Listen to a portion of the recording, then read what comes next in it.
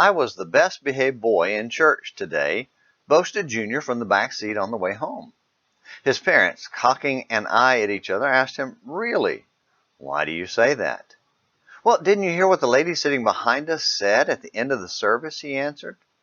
"No, we did not. What did she say?" With great pride, he imitated her voice as best he could and said, "Well, I've never seen a boy behave so." So, when someone tells me to behave, I always think of that joke and say with a grin, "I will." One can behave well or poorly, so telling someone to behave is an open-ended instruction.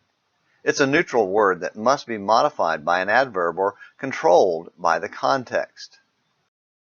The word tradition is another neutral word that can refer to something that is good or bad. Its meaning depends on the modifying adjective or the context that controls it. Today, on Traditional Tuesday, let's look at the word itself to broaden our understanding of the concept. Tradition is a noun that refers to something handed down, such as beliefs, practices, or ways of thinking and doing things. Paul used it in a sentence that gave the definition in 2 Thessalonians 3, verse 6. "Now we command you, brethren, in the name of our Lord Jesus Christ, that you keep away from every brother who leads an unruly life, and not according to the tradition which you received from us," or more literally, the handed-down way that was handed down to you by us.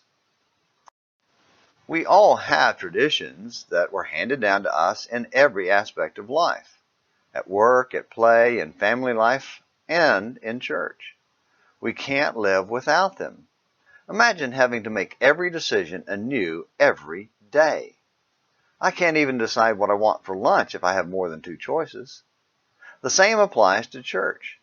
Normal people don't want to go to a church that is chaotic, which is part of Paul's issue with the Corinthians, 1 Corinthians 11, verse 2 and verse 17. Disorderly churches eventually collapse in chaos. But that doesn't mean stability is always better than chaos. Every stable church has traditional ways of worship, either those handed down by the apostles or made up by men. Man-made traditions may bring order, but they also bring God's condemnation. Bad traditions are no better than none at all. So make sure your traditions follow the biblical pattern. Making sure we understand and put traditions in the right context is no joke.